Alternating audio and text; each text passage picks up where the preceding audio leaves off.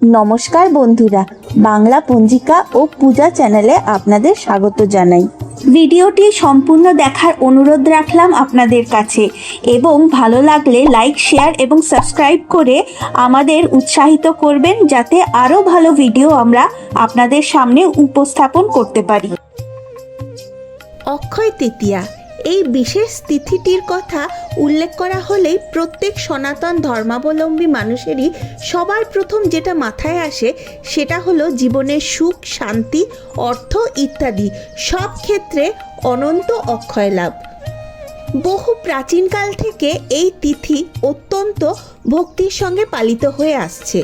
অক্ষয় শব্দের অর্থ যা ক্ষয় হয় না, অর্থাৎ বিশ্বাস করা হয় যে এই দিনে যা কিছু শুভ কাজ করা হয় তা অক্ষয় হয়ে থাকে। এই কারণে এই দিন নানা প্রকার শুভ কাজ করার বিধান শাস্ত্রে দেওয়া আছে।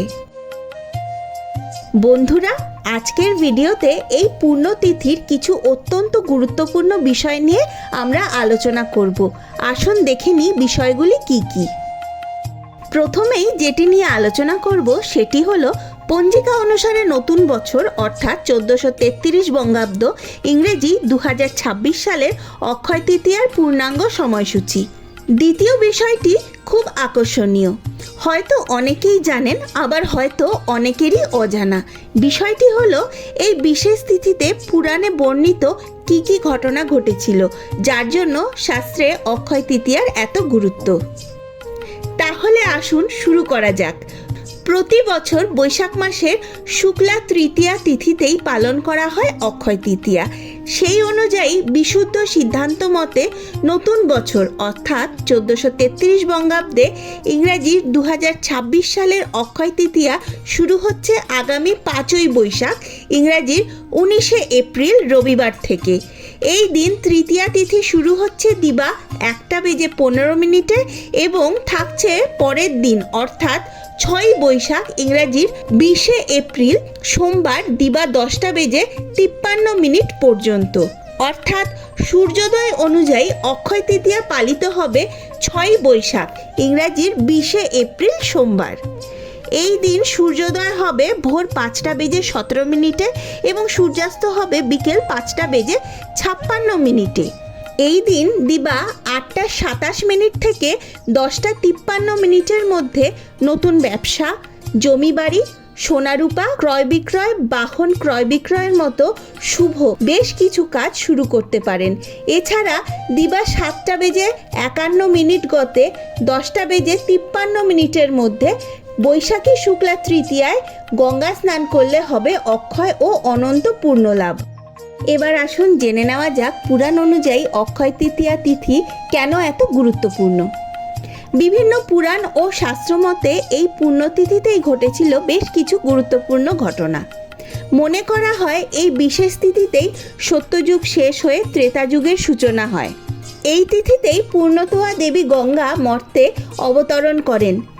তারপর থেকে নিরবিচ্ছিন্নভাবে অক্ষয় জলসম্ভার সমেত মর্তবাসীর জীবনদায়িনী তথা পাপনাশিনী নদীরূপে তিনি প্রবাহমানা। শ্রী বিষ্ণুর 10 অবতারের অন্যতম ষষ্ঠ অবতার পরশুরাম দেব এই তিথিতেই আবির্ভূত হন। তাই এই তিথির আরেক নাম পরশুরাম জয়ন্তী। এই তিথিতেই কৃষ্ণদ্বৈপায়ন ব্যাসদেব স্বয়ং গণপতিকে সঙ্গে নিয়ে মহাভারত রচনা শুরু করেন। দ্বাপর যুগে এই তিথিতেই ভগবান শ্রীকৃষ্ণের পরম সখা সুদামা দ্বারকাতে তার প্রাসাদে আসেন নিজের দারিদ্র্যাবস্থার কথা জানিয়ে কিছু অর্থ সাহায্যের আশায়। অক্ষয় তৃতীয়া তিথিতেই হস্তিনাপুরে ভরা সভায় দুর্যোধনের আদেশে দুঃশাসন দ্রৌপদীর বস্ত্রহরণ করতে উদ্যত হলে শ্রীকৃষ্ণ বস্ত্র দিয়ে তার সখীর সম্মান রক্ষা করেছিলেন। দীর্ঘকাল তপস্যার পর মহাদেবকে প্রসন্ন করে যক্ষরাজ কুবের স্বর্গের সমস্ত ধন সম্পত্তির অধিকারী দেবতা হন এই তিথিতেই। মহাভারতে বর্ণিত আছে যে অক্ষয় তৃতীয়ার দিনেই সূর্যদেব পাণ্ডবদের বনবাসের সময় অক্ষয় পাত্র দান করেন। এক থালা অন্ন দ্রৌপদীর আহার গ্রহণের আগে পর্যন্ত যতজন উপস্থিত থাকত তাদেরকে খাওয়ানো যেত। কথিত আছে এই তিথিতে আদি শঙ্করাচার্য এক নিঃসম্বল দম্পতির কাছে ভিক্ষা প্রার্থনা করলে তাদের কুটিরে একমাত্র খাদ্যবস্তু একটি টেপারি ফল তারা জগদ্গুরুকে দান করেন। নিদারুণ দৈন্যবস্থা সত্ত্বেও ক্ষুধায় কাতর দম্পতির ভিক্ষাদানের এমন আগ্রহ দেখে শঙ্করাচার্য কনকধারা নামক বিখ্যাত শ্লোকটি রচনা করেন, যা তার এক অক্ষয় কীর্তি।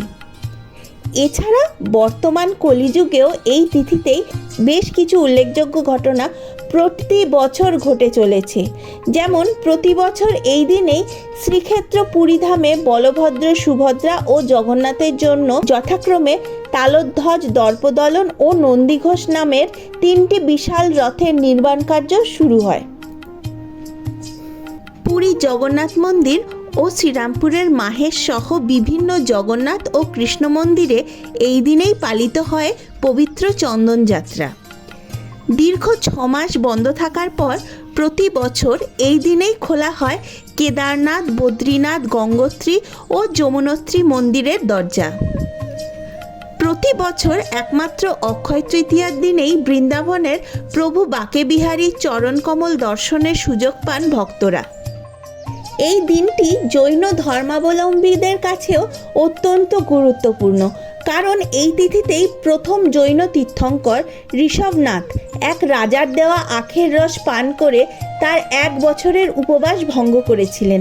এই ঘটনা থেকেই জৈন ধর্মে এই দিনে ভিক্ষু এবং অভাবী মানুষদের খাদ্য ও জীবনধারণের ব্যবস্থা করার প্রথার সূচনা হয়। তাহলে বন্ধুরা, এই ছিল 1433 বঙ্গাব্দের অক্ষয় তৃতীয়ার কিছু গুরুত্বপূর্ণ আলোচনা।